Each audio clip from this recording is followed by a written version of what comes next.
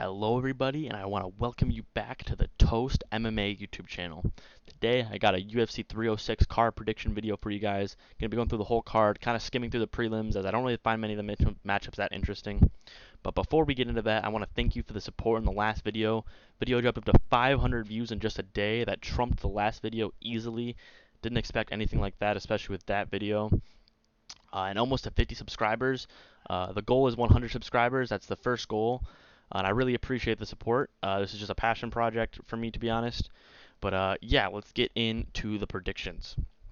So, starting off with Raul Rosas Jr. versus, I'm not going to act like I can say this name. I don't want to butcher it either. But getting into this matchup, I will be picking Raul Rosas Jr. by around a first or second round sub. This guy was getting controlled pretty badly by Johnny Munoz Jr. And I think if you're getting your back taken by Johnny Munoz Jr., I think Raul Rosas Jr. with his really high pace can get you down and sub you pretty easily. I don't see a TKO being an option for both these guys. This guy hasn't been TKO'd in the UFC, I don't think. No, he has. He's been KO'd by Ayman Zahabi, which is not a bad win in retrospect. He's on a bit of a streak right now, but I don't think Raul Rosas Jr. has the power to do that. But I don't think he could KO him as well. He doesn't have many finishes in the UFC. He has one ground and pound finish on Cameron Else, which is not a very good win. He has losses to Jeff Molina, Cody Durden. Don't really rate Cody Durden's not a bad loss, but it was at flyweight, and he is moving up to he moved up to bantamweight after that fight. I will be picking Raul Rosas Jr. by around a first or a second round sub. Moving on to the next matchup, Edgar Chairez versus Joshua Van. Now, I'm surprised the odds are this close, to be honest. And the only reason the odds are this close is because Joshua Van is coming off of a KO to the GOAT, Charles Johnson himself. But Edgar Chairez isn't as good as Charles Johnson. Edgar Chairez showed he has a loss to Tatsuro Taira, and he has a loss to, I can't remember his name. The other he doesn't have a loss. Has an overturned fight with the shoot the box guy, the really bad one. I think he's 11-5 as well. But then he got that fight back and got a submission. Now, this could be an issue for Joshua Van. He is coming off of the KO. It's around a 2-month turnaround, a short notice fight. But I think that Joshua Van, with how young he is and how small he is, I don't think a weight cut's gonna hurt him that much, especially like this late. And unless his chin is like cooked from from Charles Johnson, I don't really think Edgar Chairez has anything for him. Edgar Chairez did show some pretty good striking against Tatsuro Taira. I think he hurt him not hurt him, but I think he caught him a couple times on occasions, like going in for takedowns and stuff like that. But I still don't think that's really anything that Edgar Chairez can use to beat Joshua Van. I will be picking Joshua Van by our second or third round KO. I think he'll figure out Edgar Chairez's distance and his timing soon. Now, you guys know I'm not very big on the whole like downloading thing, but Edgar Chairez doesn't have that much finishing potential. I don't think he'll be able to finish Joshua Van unless his chin is cooked, which I could see like an uppercut by Edgar Chairez. But yeah, I will be going Joshua Van. Moving on, Yazmin. I'm not gonna act like it. I'm really bad with last names, to be honest, or some of these names, to be honest. And Ketlen Souza. I'm going to go with Yazmin. Now, besides her one loss, let me pull it up real quick. Yeah, her one loss to Dennis Gomez, who hits like a truck, has very good KO power. So getting chinned by her isn't the worst thing ever. It was super early in the fight as well. She has wins over Sam Hughes and Estela Nunes. I think that she just, in general, will be able to beat Ketlen Souza. Not much on this fight, to be honest. Just kind of a big favorite put on this card for the win. Mismatch, obviously. Moving on to Manuel Torres versus Ignacio Bahamondes. Now, this is an interesting fight.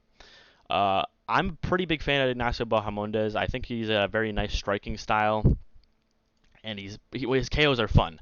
But he seems to only really do good against lower level competition like Roosevelt Roberts and Christian Giagos.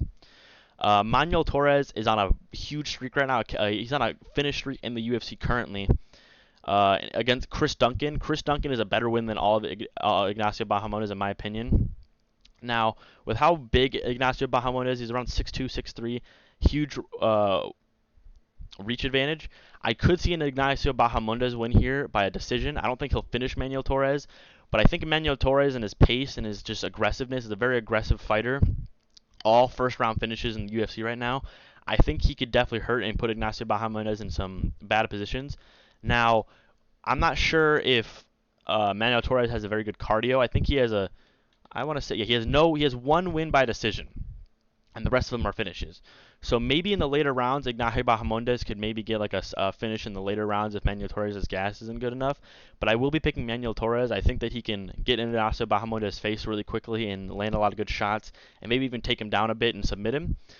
So yeah, I will be going with Manuel Torres. I'm not too confident to pick how this fight's going to end because I can see Ignacio Bahamondes pulling us out, but I'm going to go with Manuel Torres. Irene Aldana versus Norma Dumont. This is another interesting fight, I think. I will be going with Irene Aldana, though. I think Irene Aldana, especially after her Nunes performance, where she really didn't throw anything at all, but in her fight after that, she had a war with Carl Rosa. Not the best win ever, but she is shown that she is a dog. Like, she can bite down on the mouthpiece and throw some strikes. Now, Norma Dumont, she fought a lot in featherweight, if I'm not mistaken, so she kind of like was dogging on like a lot of opponents that weren't supposed to be there. I think she took Chelsea Chandler to a decision. Chelsea Chandler is not that good. Has a win over Drainer Andermy, but she was on a layoff for so long. I can see a Norma Dumont upset here. I mean, it wouldn't be an upset. The odds are very close. But I think I'm going to go with Irene Aldana. I think her striking is just a bit better than Norma Dumont's. So I'll be picking Irene Aldana by a decision. And moving on to the main card. Now, Ronaldo Rodriguez versus Ode Osbourne. Now, this fight really isn't the greatest at all. I don't really think Ronaldo Rodriguez is that good either. Right before he got into the UFC, he went to the third round with an opponent who's 11-11. Not a good look, but he has a lot of finishing potential, and his last couple wins are by submission. And Ode Osbourne, a lot of his last losses are also by submission. His last loss is to Jauregui. Not a bad loss. Guy's pretty good. He was winning over Muhammad Mokaev before he got a submission in the end, and then lost to Su Almabayev. Not a bad loss either. He's about to be ranked on a streak as well. His last win was against Charles Johnson, though, which I believe is an absolute robbery. So in my opinion, this dude should be 0-4 in his last 4 fights. I think with Ronaldo Rodriguez in the moment with the Noche card being a hometown fight, not hometown fighter, but you know what I mean. And his last win is being by submission. I think that he's going to see that submissions are not Ode Osbourne's game, and he's going to definitely get a submission, or probably in the first or second round. But not once again, Ronaldo Rodriguez is not that good, so I honestly wouldn't be that surprised if Ode Osbourne pulled it off, I guess. But I'm not really planning for it, so I will be going with Ronaldo Rodriguez by submission. Now, Daniel Zellhuber versus Esteban Ribovics. Now, honestly, in my opinion, I think Daniel Zellhuber should be a bit of a bigger favorite over Esteban Ribovics. Esteban Ribovics is not bad. He has some pretty good striking. His last win against Terrence McKinney, a head kick in 37 seconds. It was a very nice highlight reel KO, but Terrence McKinney has shown that he doesn't have the greatest chin. And Esteban Ribovics lost to Loic horrible saying his name, who is a very decent striker, not the greatest striker. It's someone you should be beating if you are a very hyped up prospect. And Daniel Zellhuber, putting aside the loss of Trey Ogden, not a good loss. He's gotten a lot better since then. And I think one big thing that I am picking Zellhuber for is he beat a fighter known as Francisco Prado, if you look at Francisco Prado, you're going to see that he is 1-2 in the UFC. Not a good look, but he took his first fight against Jamie Mullarkey on short notice, and he didn't do the greatest. He got controlled. I think Jamie Mullarkey kind of outvetted him, to be honest. Just kind of tricky, was missing in the takedown a lot. But Francisco Prado is a very dangerous striker. He throws everything into his punches, and Francisco Prado was throwing literally everything he had at Daniel Zellhuber in the first round of their fight, and Daniel Zellhuber weathered the storm. I would give Francisco Prado that first round, but then Daniel Zellhuber was able to just keep him at bay, and just even then, Francisco Prado was throwing the entire fight, but Daniel Zellhuber battered him pretty badly, was beating the crap out of him. But Francisco Prado is a crazy chin on him, very young fighter. I think the same thing will happen here.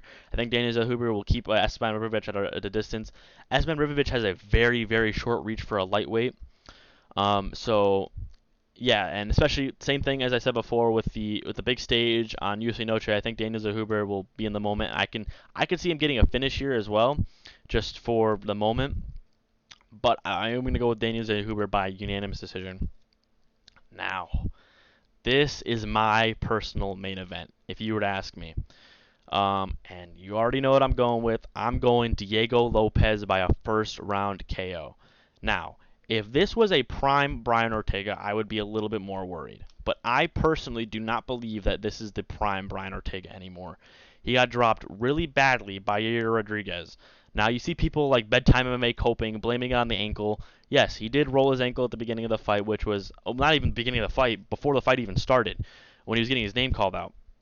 But I do not think that that is the whole reason why he got dropped. He got dropped bad, like falling to the floor bad. And I think if Yair Rodriguez is dropping you with his hands, I think Diego Lopes can hurt you way worse. And I think if Diego Lopes gets Brian Ortega in any situation that Yair Rodriguez had him in, he finishes him. Yair Rodriguez has some of the most pitiful ground and pound I've ever seen in my entire life, and Diego Lopes is way more capable on the ground to follow Ortega around and even latch up a submission, I'd say. And I didn't want to pull this one out, to be honest with you, but Dana White actually hit me up not too long ago. And if you didn't know, UFC's all scripted. It's all about storylines and everything. So Dana White actually sent me a leak. This is actually a leak of what's going to happen on the card. As you can see, Diego Lopes finishing Brian Ortega in the first or second round. And I want to preface here. I think if it goes into the third round, it could get dicey for Diego Lopes. Because Diego Lopes, I don't think it's a pace issue. I don't think it's a cardio issue, I should say. I think it's a pace issue. Diego Lopes is going for finishes from the start of the bell. And we see, especially against Dan Ige, it can weather out, especially if he doesn't get the finish in the first 2 rounds. But he can go for it for about 2 good full rounds. Now, people are going to be like, oh, Diego Lopes couldn't even finish Dan Ige on short notice. Dan Ige was preparing for a fight. He wasn't preparing for Diego Lopes, but Diego Lopes was also not preparing for Dan Ige. And I would argue that Dan Ige is a stylistically harder matchup for Diego Lopes than Brian Ortega. Now, I'm talking about Brian Ortega now. As I said before, a prime Brian Ortega, I would probably say this is a lot closer of a fight. I'd probably put it as a 50-50 with a prime Brian Ortega. But I think it was his chin declining and him just looking slow. He didn't look very good against Yair Rodriguez. He kind of got his ass beat until he was able to get a takedown on Yair and just sub him because Yair is garbage on the ground. But yeah, I will be going with Diego Lopes in a first-round finish. And when he does, Bedtime MMA, I'm coming for you. Your eagle ain't doing shit. Diego Lopes is taking a bow and arrow and shooting that eagle down. Moving on to Alexa Grasso versus Valentina Shevchenko. Now, I think Valentina Shevchenko, this is going to sound a lot like what fucking Bedtime Guru's, not Bedtime Guru, MMA Guru's prediction was, but I think the fights, as they've gone on, have gotten closer.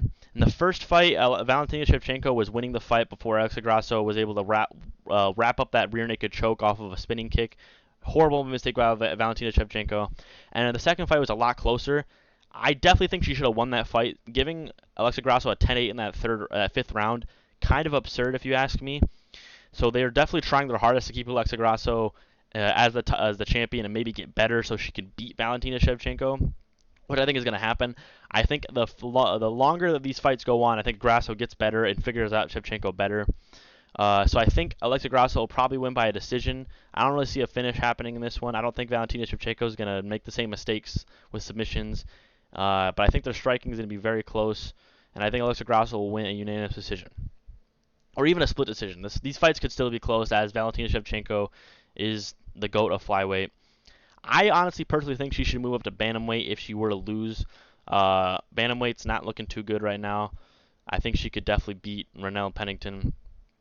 Anyways, moving on to the main event, Sean O'Malley versus Merab Dvalishvili. Now, I'm going with Sean O'Malley with a brutal first-round finish.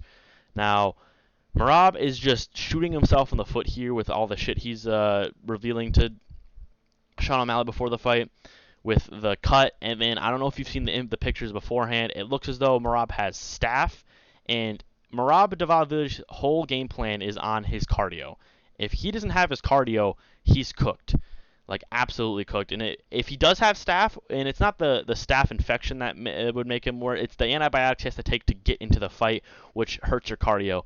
Now, who knows? Maybe Merab is such a fucking freak of nature that he completely bypasses the antibiotics and is just still a crazy tank. I still would pick Sean O'Malley against a fully healthy Merab Dvalishvili. Merab just gets caught by too many fighters. Now, getting caught by Marlon Moraes isn't the worst. Marlon Moraes offensively is a very good fighter. He was beating beating the crap out of Henry Cejudo before gassing and then getting finished himself. And he did the same against Merab Dvalishvili. Landed on him and was absolutely brutalizing him. Now, Merab has some of the best recovery in the UFC, but I think what really gets it for me is that Henry Cejudo caught him with the exact same shot that Marlon Moraes was, and this is a older, much slower bantamweight Henry Cejudo, 36 years old, I'm not mistaken, when they fought. And I think if Henry Cejudo is catching with a left hook and rocking you well, I think Sean O'Malley can catch you with something even worse, like a knee up the middle maybe, and maybe even the same left hook that has been catching Merab Dvalishvili. And I think he can finish Merab. I think he's so accurate and he's so dangerous. I even think that Sean O'Malley could wrap up a submission if he really wanted to.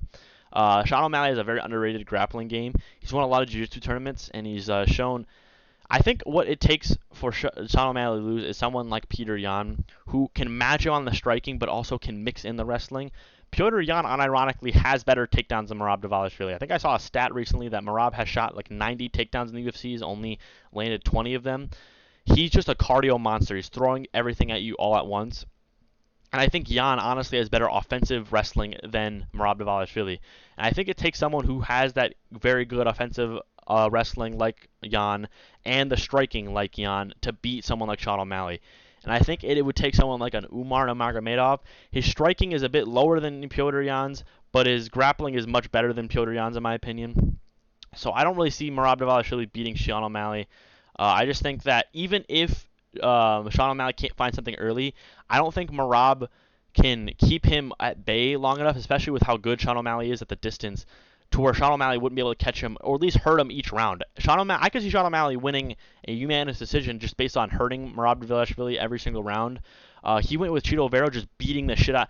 Sean O'Malley has shown when offensively striking that he can just go for 5 rounds. It's a bit harder when he mixes in the grappling, but I don't think Merab Dvalishvili's grappling is good enough to get Sean O'Malley down, especially with Sean doing pretty well against Yan, getting up quickly, and Aljo is having a hard time taking him down. But Aljo also kind of has the same thing with Merab, where he kind of shoots. But with Merab, when he gets somebody down, he can't really keep him there, but Aljo keeps them there. But Aljo also struggled to keep Sean O'Malley down, and I think Merab lacks the jiu-jitsu to where even if he got Sean O'Malley down, I don't think he can keep him there. I think Sean O'Malley keep getting up, and I think when it's on the feet, it's like DEFCON 1 for Merab. Like, he has to be watching out no matter what. I think when Sean hits him, he hits so hard. I'd say he's the hardest hitter that Merab's fought. And I think when Sean hits him, it's going to be bad for him, especially with how accurate Sean is. If he hurts him to begin with, he's going to keep landing accurately after that. So those are my predictions for the UFC 306 card. I want to apologize. The predictions aren't as good as I'd want them to be, but a lot of the fights on this card aren't the most interesting, and it's kind of hard. Like, a lot of them are not toss-ups, layups, which everyone's been saying, obviously.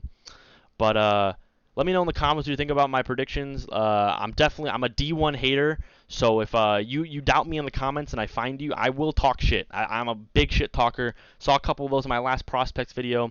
When Ikram gets to the top 15, top 10, I'm dogging on that one comment. Someone was getting on Marcus McGee too. Marcus McGee, he said something about the age. I mentioned the age. That's the one thing about him, but he's insane. Anyways, I'm getting on a rant. D1 hater. I'm not letting anything slide.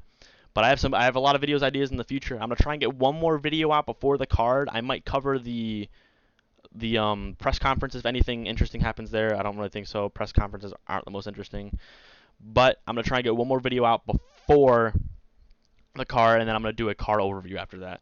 So this is Toast MMA signing out.